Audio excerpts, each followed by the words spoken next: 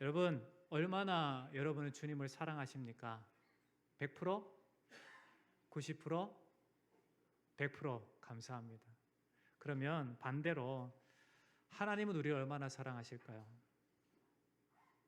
어떻게 대답 한번 해보십시오. 하나님은 우리를 얼마나 사랑하실까요? 하나님한테 물어봐야 돼요? 우리가 잘 알듯이 독생자를 주시기까지 우리 사랑하신 하나님이시기에 우리가 표현할 수 없을 만큼 우리를 사랑하시는 이가 우리 하나님 되시는 줄 믿습니다. 사랑하는 대상에게 우리 인간은 항상 관심을 갖고 그리고 그 사람에게 말하고자 합니다. 그리고 그 사람이 바른 길로 가기를 바라고 진짜 기쁨을 그리고 감사를 평안을 누리길 원하는 것이 사랑하는 사람의 마음이다라고 할 수 있겠습니다. 오늘 말씀에도 보면 하나님의 긍휼과 사랑의 관점에서 보면 돌아오라, 회개하라 이렇게 말씀하시는 그 하나님의 우리를 향하신 마음이 어떠한지를 우리는 잘 살펴볼 수 있겠습니다. 하나님께서 인생에게 얘들아 돌아오라, 회개하라 라고 하는 그 말씀 가운데 무엇이 중심에 자리 잡고 있을까요? 바로 우리를 사랑하시는 하나님의 극진하신 은혜와 사랑이 그 가운데 전제되어 있고, 그리고 나서 우리에게 간곡하게 외쳐지는 말씀이 회개하라 그리고 돌아오라 라고 하는 그런 말씀이 되는 줄 믿습니다. 예를 들면 의사는 환자에게 먹지 말아야 될 것을 먹지 말라고 명령합니다. 그리고 하지 말아야 행동에 대해서 하지 말라라고 이렇게 이야기합니다. 왜 그렇게 이야기할까요? 우리의 건강을 되찾아 주기 위해서 그렇습니다. 청소년 아이들에게 부모들이 가장 많이 하는 말이 뭔지 아십니까? 공부해라고 하는 말이라고 합니다. 여러분, 왜 청소년 아이들에게 청소년 때 되면 밖에서 뛰어놀고 싶은 것이 그들의 100% 마음입니다. 공부하기 싫고 요즘에 핸드폰 들고 하루 종일 방에서 구석에 처박혀서 맨날 이렇게 하고 싶은 것이 청소년들의 마음이에요. 그런데 부모들은 왜 그것을 하지 말라고 이야기합니까? 그리고 왜 공부하라고 이야기합니까? 그 아이들의 미래를 위해서 그렇습니다. 바르게 자라나게 하기 위해서 그렇다라는 겁니다. 아이들이 잘 되게 하기 위해서 부모는 노심초사 그 아이들을 가르치고 때로는 잔소리도 하곤 합니다. 여러분, 제가 목사로 여러분에게 계속 예배 잘 들으시라고 그리고 기도하시라고 그리고 말씀 보라고 왜 계속 그렇게 이야기할까요? 저도 그만 얘기하고 싶은데 왜 계속 이야기할 수밖에 없을까요? 여러분의 영혼이 잘 되게 하기 위해서 그렇습니다. 여러분의 전인격이 진짜 예수님을 닮아가게 하기 위해서 제가 할 수 있는 모든 것들을 하고 있다라고 말씀을 드릴 수 있겠습니다. 오늘 말씀의 예레미야를 통해서 하나님은 무엇을 말씀하시는가? 예레미야를 통해서 하나님의 마음이 이스라엘 백성들에게 원하시는 마음이 무엇인가 간절함으로 외치고 있다라고 할 수 있겠습니다. 예레미야의 회개의 선포는 그들을 향한 하나님의 긍휼과 사랑의 마음의 선포다라고 할 수 있겠습니다. 왜 그럴까요? 그들이 돌아와야만, 하나님께 돌아와야만, 하나님께 회개해야만 살 수 있기 때문에 그렇습니다. 그들을 살릴 수 있는 길이 하나님의 말씀이 하나님의 뜻이 이러이러한 것이다. 하나님 말씀하셨기에 그것을 외칠 수밖에 없었던 그런 것입니다. 인생은 사실 자신의 잘못을 인정하고 그리고 용서를 구한다라고 하는 것은 자존심 상해합니다. 그리고 그렇게 하는 것을 싫어한다라고 할 수 있겠습니다. 그러나 하나님 앞에 피조물 된 자로서 우리 인생은 하나님 앞에 자존심을 세워서는 안 됩니다. 주님 앞에 겸손함으로 나아가는 것만 우리 인생이 해야 할 바른 행동인 줄 믿습니다. 하나님께서 예레미야에게 회개를 선포한 이유가 뭘까요?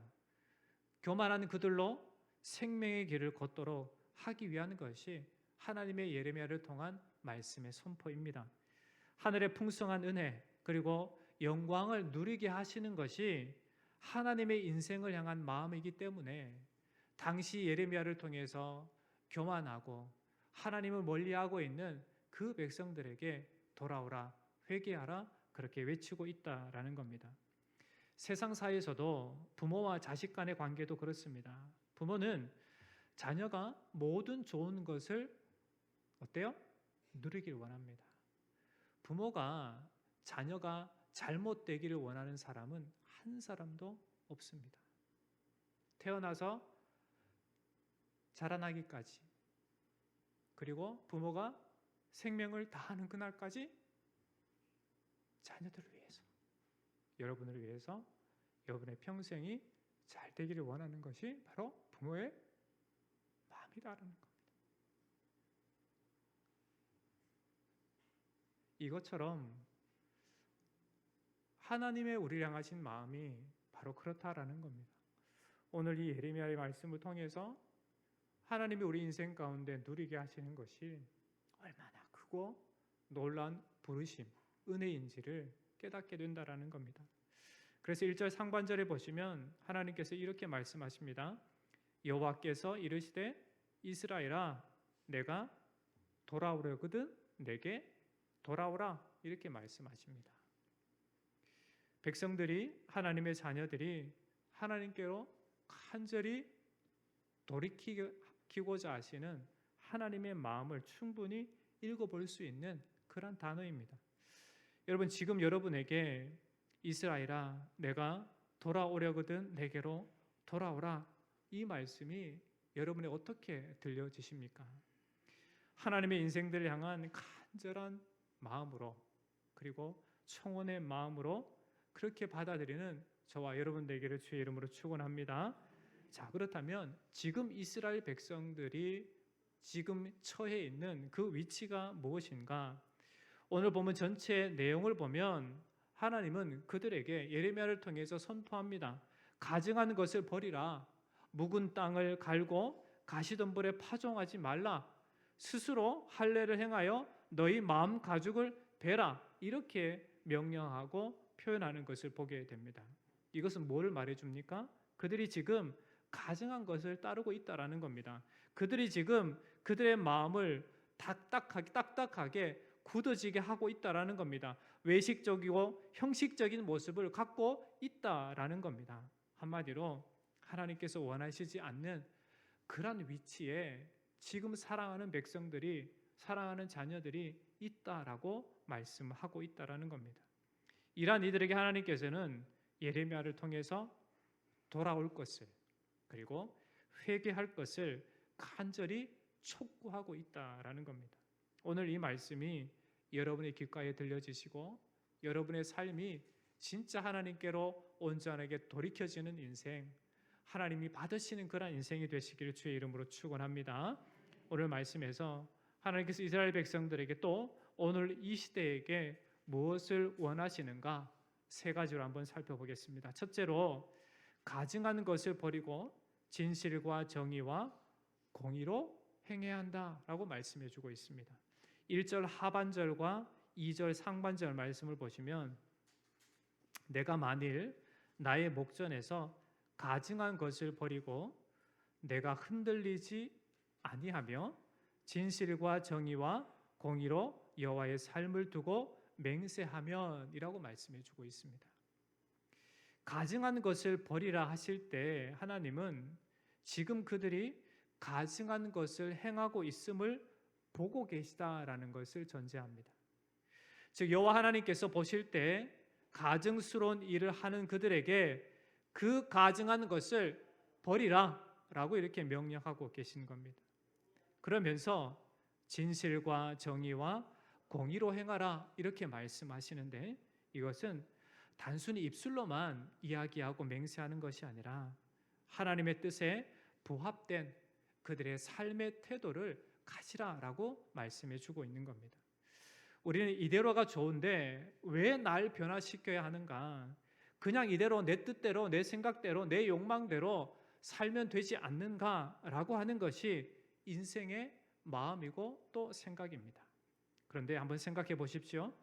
여러분의 자녀가 그냥 자기 멋대로 살아간다라고 한번 생각해 봅시다. 그러면 부모로서의 마음이 어떻겠습니까? 그냥 가만히 계시겠습니까? 결코 그렇지 않습니다.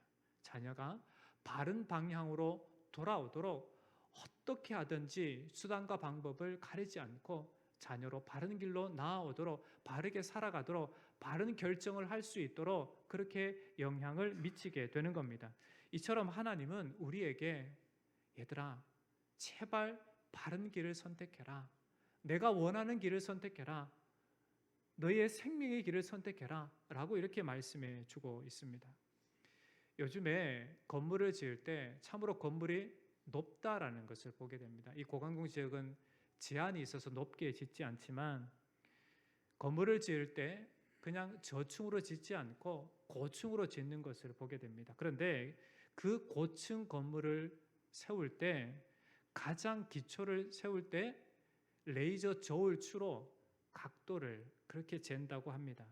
정밀하게 측정해서 기초를 쌓고 기둥을 쌓는다라고 이야기를 합니다. 만약 그것을 정밀하게 세지 않고 정밀하게 측정하지 않고 0.1mm만 삐뚤게 아니면 기울게 건물을 세운다라고 한다면 그것이 높이 올라가면 올라갈수록 건물은 기울어질 수밖에 없고 결론적으로는 그 건물이 오래 가지 못하고 무너질 수밖에 없다라는 것을 이야기합니다. 그래서 요즘에 기술이 많이 발전되긴 했지만 매우 정밀하게 기초를 쌓고 그리고 세서 그 건물을 쌓는다라고 이렇게 이야기합니다.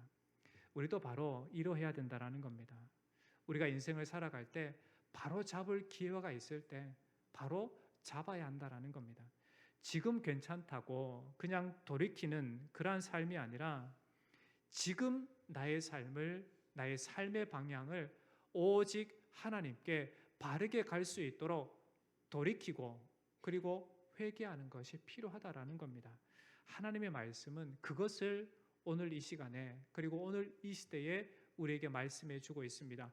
진짜 우리가 생명을, 우리의 결론적인, 우리가 다다라야 할 그 길이, 그 장소가 생명의 길이 되도록 오늘도 하나님의 말씀은 우리에게 돌이키라, 회개하라, 바른 길을 선택하라 라고 말씀해 주고 있다는 겁니다. 여러분, 지금 여러분의 삶의 현장이 어떤지를 살피셔서 참으로 하나님의 뜻에 부합된 그런 삶의 방향을 찾고 그렇게 걸어가시길 주의 이름으로 축원합니다. 두 번째 우리에게 말씀하시는 것이 무엇인가? 묵은 땅을 갈고 가시덤불에 파종하지 말라 말씀합니다. 우리 3절 말씀을 함께 봉독합니다. 여호와께서 유다와 예루살렘 사람에게 이와 같이 이르노라. 너희 묵은 땅을 갈고 가시덤불에 파종하지 말라. 묵은 땅은 옛 마음, 옛 삶을 상징합니다. 즉 하나님께서 원하시지 않는 그 삶을 말한다고 하겠습니다. 그래서 묵은 땅을 갈라라고 하는 것은 새로운 마음과 새로운 삶을 가지라라는 겁니다. 즉 삶을 개혁하고 여러분의 가치관을 개혁해서 참된 신앙으로 돌아오라라고 하는 말씀인 겁니다. 여러분, 농촌에서 겨울을 지낸 논밭은 어떻게 됩니까? 굳어 있습니다. 그러면 그 밭에 농사를 짓기 위해서 농부가 하는 일이 뭘까요? 그 땅을 기경합니다. 뒤집어 엎습니다. 왜 그래야만 됩니까?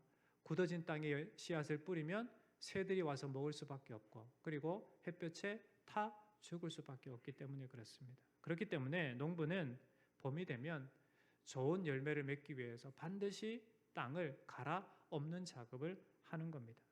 우리도 그러해야 된다는 겁니다. 마음을 갈아엎어서 다시는 그 자리에 세상의 염려나 탐욕이나 정욕이 자라지 않도록 거룩한 생각과 감사함으로 주님이 뜻하시는 곳으로 채워나가야 될 줄 믿습니다. 과거에 제약된 습관들을 철저히 갈아엎는 작업을 해야, 그래야 점점점 예수님을 닮아가고 예수님의 성품에 이를 수 있다라는 겁니다. 우리 마음밭에도 오래 방치하면 세상의 상처와 염려와 영적 게으름에 의해서 우리의 심령은 단단해질 수밖에 없습니다. 그렇기 때문에 항상 우리의 심령을 갈아엎는 작업을 해야만 하는 겁니다. 무엇으로 할 수 있습니까? 생명의 말씀으로, 내주하시는 성령을 의지함으로 우리의 심령을 갈아엎을 수 있게 되는 겁니다. 그래서 성령께서 나를 갈아엎으시도록 내 마음을, 내 중심을, 나의 삶을 드리고 그리고 주님의 뜻 가운데 행하고자 하는 그러한 열심으로 살아가야만 되는 겁니다. 그래야 우리의 전인격적인 변화가 그리고 돌이킴이 있게 되는 겁니다. 그래야 진짜 주님께서 원하시는 그러한 삶의 방향으로 살아갈 수 있게 되기 때문에 그렇습니다. 그런데 사람들은 이렇게 이야기합니다. 말씀을 보거나 또 누가 어떠한 잘못을 지적하면 나에게는 자유가 있는데 왜 내 뜻대로 하지 못하느냐라고 반문을 합니다. 여러분, 진짜 자유는 뭘까요? 우리 인생이 누릴 수 있는 진짜 자유는 하나님 안에 있을 때입니다. 성경은 우리에게 그걸 너무나도 잘 보여줍니다. 창세기를 보시면 아담과 하와가 에덴 동산에서 진짜 기쁨과 자유와 평안과 안식을 누릴 수 있는 것은 하나님과 매일같이 교제할 때였습니다. 그런데 그들의 욕망대로 욕심대로 보암직도 하고 지혜롭게 할 만큼 탐스럽기도 한 그 선악과를 먹고 난 이유는 어떻습니까? 그것을 먹으면 더 지혜로울 줄 알았는데, 그것을 먹으면 더 자유로울 줄 알았는데 어떻게 됩니까? 모든 것을 잃어버리게 되었다라는 겁니다. 그러게 인생은 하나님 안에 있을 때, 하나님과 교제할 때 진정한 안식이 있고 진정한 자유가 있고 진정한 평안이 있다라는 겁니다. 여러분, 지금 우리에게 필요한 것이 무엇입니까? 진정으로 주님과의 깊은 교제함 가운데 누리는 하나님의 은혜인 줄 믿습니다. 그러기에 우리의 이 10년 가운데 있는 굳어진 딱딱한 그 마음들을 기경하는, 뒤집어 엎는 그러한 은혜의 자리로 나아가야 될 줄 믿습니다. 그럴 때에 하나님의 은혜의 씨앗이 심겨지고 참으로 풍성한 열매를 맺을 줄 믿습니다. 바라긴 여러분의 삶이 이러한 삶이 되시길 바랍니다. 그래서 참으로 주님께서 기뻐 받으시는, 진짜 하나님께서 여러분을 통해서 감격할 수 있는 그러한 은혜의 열매들이 여러분의 삶의 현장 가운데 맺어지시기를 주의 이름으로 축원합니다. 마지막 세 번째로 마음의 할례를 행하라 말씀합니다. 4절 상반절 말씀 보면 유다인과 예루살렘 주민들아 너희는 스스로 할례를 행하여 너희 마음 가죽을 베고 나 여호와께 속하라 말씀하십니다. 당시 유대인들은 몸에 행한 할례를 구원의 영수증으로 그렇게 여겼습니다. 나는 할례 받은 백성이니까 안전하다라고 이렇게 생각을 했습니다. 그러나 하나님께서 원하시는 것은 육체의 할례가 아니다. 무엇인가? 마음의 할례다라고 말씀해주고 있습니다. 마음의 할례는 육체의 껍데기만 베어내는 형식적인 신앙에서 벗어나서 마음 중심을 다해서 하나님을 섬기고 하나님을 따르는 그러한 믿음의 삶의 현장인 겁니다. 여러분, 예를 들면 여러분 맛집, 진짜 맛있는 식당을 가면 그 앞에 뭐가 진열이 되어 있습니까? 그 집에서 파는 음식이 진열이 되어 있습니다. 그런데 그 진열된 음식은 먹을 수 있는 걸까요? 먹지 못하는 걸까요? 먹지 못하는 겁니다. 왜요? 네, 모형으로 만들어 놓은 거기 때문에 그렇습니다. 그런데 진열된 그 모형 음식 모형을 보면 그 집이 진짜 맛있는 집처럼 보여집니다. 왜? 그것만 봐도 되게 많이 줄 것 같고 그것만 봐도 정말 음식이 맛있을 것 같습니다. 그런데 여러분, 그것은 먹는 게 아니다라는 거예요.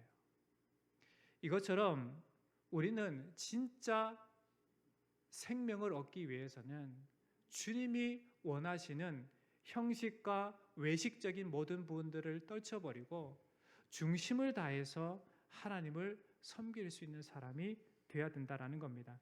겉보기에는 거룩한 그리스도인들처럼 보이지만 마음의 변화, 즉 마음의 할례가 없다면 그것은 영혼을 살리지 못하는 껍데기일 뿐이다라는 것을 기억할 수 있어야만 합니다. 하나님 오늘 우리에게 외형이라는 그러한 모형을 치워버리고 생명이 역동하는 진짜 속 사람으로 하나님을 예배하고 하나님을 따르라라고 말씀해 주고 있다라는 겁니다. 여러분, 외형적인 것은 겉모습은 우리를 살리지 못합니다. 그래서 성경은 진정한 할례는 성령으로 마음의 할례를 행하라 라고 말씀해 주고 있습니다. 여러분, 내가 주인이라고 생각하는 것을 철저히 내려놓으시기 바랍니다. 나의 주인은 누구시에요? 하나님이시다라는 것을 인정하고 고백하고, 그래서 철저히 성령의 도움을 구하고 주님의 은혜를 구해서 여러분의 삶의 현장이 진짜 내 힘이 아니라 오직 주님의 은혜로 살아가는 자임을 인정하고 고백하고 여러분 마음을 들여서 주님 앞에 살아가는 인생이 되시기를 주의 이름으로 축원합니다. 말씀을 맺겠습니다. 우리는 종종 겉모습으로 화려하면, 겉모습이 화려하면, 겉으로 보기에 그 모습이 화려해 보이면 그 속도 가득 채워져 있을 것이다, 이렇게 착각을 합니다. 영적인 삶도 마찬가지입니다.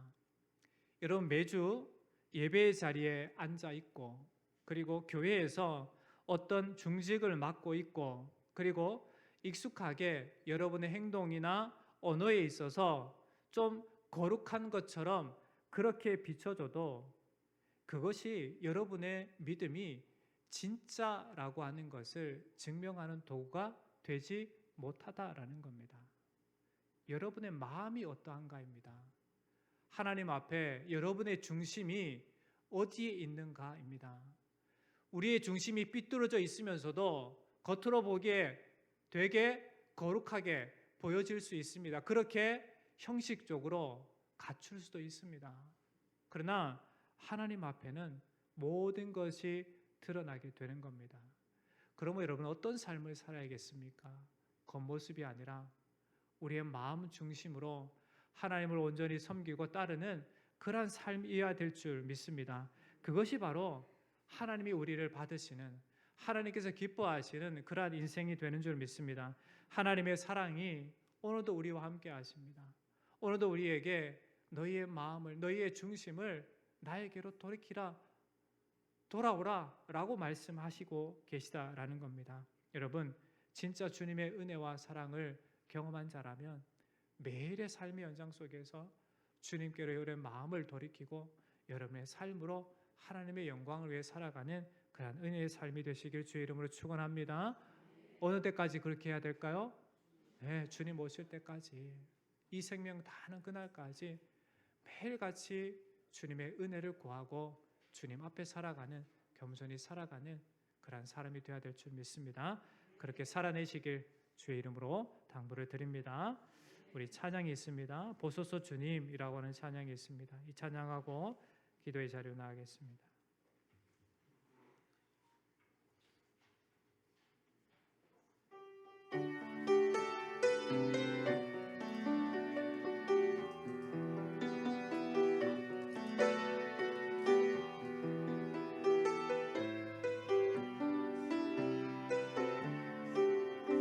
보소서 주님, 보소서 주님, 나의 마음을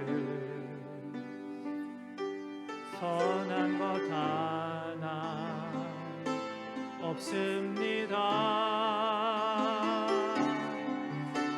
그러나 내 모든 것 주께 드립니다. 사랑으로 안으시고 날 새롭게 하소서. 다시 한번 고백합니다. 보소서 주님, 나의 마음을 선한 것 하나 없습니다. 그러나 내 모든 것 주께 드립니다. 사랑으로 안으시고 나 새롭게 하소서. 주님 마음 내게 주소서. 내 아버지 주님 마음 내게 주소서. 나를 향하신 주님의 뜻이 이루어지도록 주님 마음 내게 주소서. 주님 마음 내게 주소서. 내 아버지 주님 마음 내게 주소서. 나를 향하신 주님의 뜻이 이루어지도록 주님 마음 내게 주소서. 그 시간 기도할 때 돌아오라 회개하라 말씀하여 주시는 하나님의 우리를 향하신 놀라우신 사랑이 우리 마음 가운데 충만하게 하셔서 주님의 음성을 듣고 돌이키는 인생이 되게 하여 주옵소서. 우리의 마음을 기경하고 전심으로 중심으로 우리 주님을 사랑하고 섬기되 주님 부르시는 그날까지 일평생 흔들림 없는 믿음을 살아가는 자가 되게 해달라고 주여 한번 부르짖고 기도하겠습니다. 기도합니다. 주여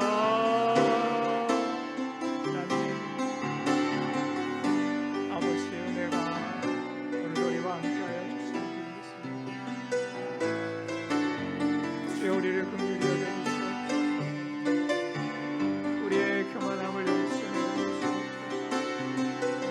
아버지의 선하신 뜻이 우리에게 분명히 보여졌고 오늘도 끊임없이 우리에게 말씀하여 주시옵소서. 하나님의 놀라우신 긍휼과 사랑을 깨닫고 하나님의 마음에 합한 인생으로 하나님 우리의 인생을 돌이키게 하시고 우리 주님만을 향해 나아가는 인생 되게 하여 주시옵소서. 하나님을 영화롭게 우리 하나님을 기쁘시게 하는 하나님의 사람들과 되게 하여 주옵소서. 저들의 일평생의 삶이 하나님을 영화롭게 하고 하나님의 선하신 뜻 가운데 삶이 되어지도록 우리 하나님 붙잡아 주시기를 간절히 소원합니다. 주여 은혜 주시옵소서. 오늘도 우리의 마음에 우리의 심령에 주님 말씀하여 주시고 하나님의 선하신 뜻을 발견하고 겸손히 주님 앞에 행하는 믿음의 사람들 되어지도록 그래서 주님의 선하신 뜻 가운데 우리에게 허락하신 이 삶을 그런 믿음으로 하는 하나님 인생으로 살아갈 수 있도록 우리 하나님이 도와주시고 역사해 주시옵소서. 오늘도 사랑하는 성도들의 심령을 붙잡아 주시고 오직 예수 은혜로 충만하게 하시고 하나님의 마음을 알게 하시고 오직 주님을 향한 믿음의 발걸음 흔들림 없는 믿음의 발걸음 주님의 뜻을 이루어가는 믿음의 발걸음 하게 해주도록 우리 하나님이 도와주시고 역사해 주시옵소서. 주여 은혜해 주시옵소서. 하나님 아버지 오늘도 우리를 사랑하시고 결코 우리 놓지 아니하시는 그 긍휼하심으로 말씀하여 주시는 하나님이신 줄 믿습니다. 우리 사랑하는 모든 성도들이 늘 생명의 말씀에 귀를 기울여서 주님의 우리 향하신 지금의 뜻이 무엇인지를 분별해서 우리의 마음 중심을 주님께로 향하고 우리의 삶의 방향이 늘 그리스도 예수 우리의 표대이신 예수만 바라보고 달려가는 믿음의 사람들 되게 인도하여 주시옵소서. 그래서 일평생의 삶이 하나님께 기쁨이 되고 하나님을 영화롭게 하는 믿음의 사람 승리하는 자들 다 되게 역사해 주시옵소서. 살아계신 예수님의 이름으로 간절히 기도하옵나이다. 아멘.